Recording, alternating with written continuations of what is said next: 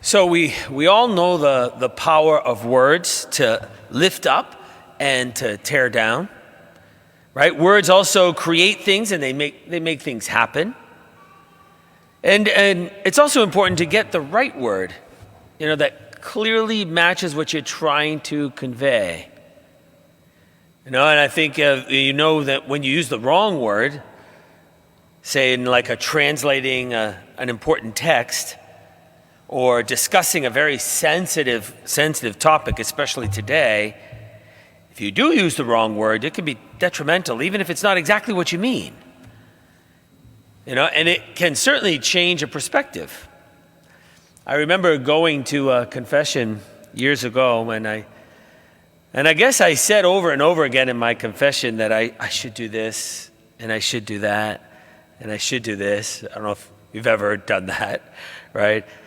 And the priest said to me, "Why are you shooting yourself to death?" And I sort of cut back. I was like, I never paid attention to that. But then I realized it, and he was telling me, just changing the word can make all the difference. Just that one word. And he challenged me to change it to the word want. I want to do this. And for me, as soon as I use the word should, I think about it. I think about that time years ago. And it's made all the difference in my attitude towards something, because in the end, these are the things that I should do is really what I want to do, at least for a lot for me. And whenever you use the word should, I sort of felt bad, like guilty, But then when I wanted it, created a desire. That's really what I want to do. Now, for sure, it's a small thing. But it changed my attitude. And so every time I use the word should, I think, should I use want? I want to use want. Sometimes I should pray, right now. And it's like, oh no, I want to pray now. I thought about that experience in gratitude and thankfulness. Being thankful is what today is all about. So we gather today, and this is 7 a.m. Mass, but there are 2 9 a.m. Masses, which, people will gather, at least in our parish, to celebrate Thanksgiving. And we think of all the things in our lives for which we should be thankful. Right? And I say, I'm grateful. And I'm thankful for something. Seems to be a certain kind of disposition that I have, or an attitude I have. I am thankful. I am grateful. If I don't have it, I usually say that I am ungrateful, or it seems to be something that I have or that I am. People who are not thankful are often referred to as selfish, spoiled, entitled, maybe even thoughtless, right? If that word thankful doesn't come. There's something in the gospel today that keeps my attention. There are 10 lepers, people with leprosy. And they ask Jesus for a healing. And all 10 are healed. Now, I cannot imagine, after being healed from having leprosy, that you would not be thankful, right? How could you not be grateful? Not only are you no longer suffering from this disease, but that you're now able to return home, right? They can leave the leper colony. They can reunite with their family and friends. And I think we understand some of that, what it's like if we had to be isolated during the pandemic, right? When we could finally return back to with family and friends. So I can imagine that all 10 must have been jumping with joy. I mean, they no longer are suffering.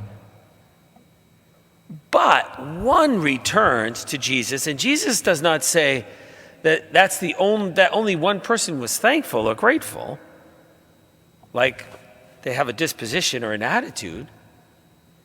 He says only one returned to give thanks. It seems like the word changes, or the meaning changes when you add the word give thanks. It's an action. It's something you do. right? And I think that's what we do here today, right? I think there will be many, many grateful people today. But hopefully your presence here this morning is to give thanks, to express that thanks. And in the dialogue in the Eucharistic prayer, which we all hear in a few minutes, and when I'm talking to you and you're talking to me, I say, the Lord be with you, and you say, and with your spirit. As lift up your hearts, we lift them up to the Lord. Let us give thanks to the Lord our God. And you say it is right and just. But it isn't say, let us all be thankful. It's let us give thanks.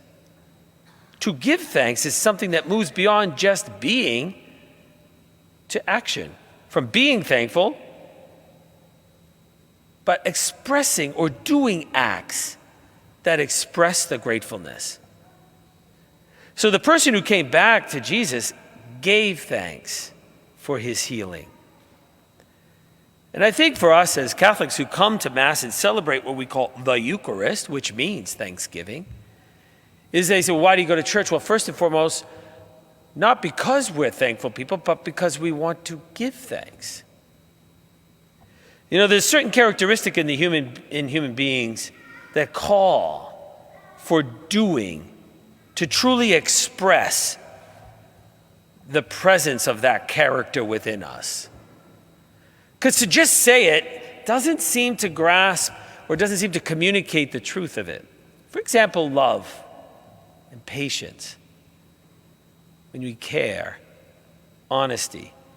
You could say these words, but oftentimes to just say them without what we call enfleshing them. Enfleshing these words in action, putting actual activity around it. Then they begin to sound hollow and meaningless. To be thankful and never give thanks begins to sound pretty empty. And even just to say you love but never express that love, sooner or later feels empty. And so true with words like caring, and patience, and honesty. Today, let us remember that we need to express our gratitude, not just in thought, not just in words even maybe, but go even higher in action. It's one thing to be thankful, it's even more to give thanks. It feels like it's the next step. So today, as we remember all the things for which we are thankful, let us remember that the next step would be, now let us give thanks, most especially to God.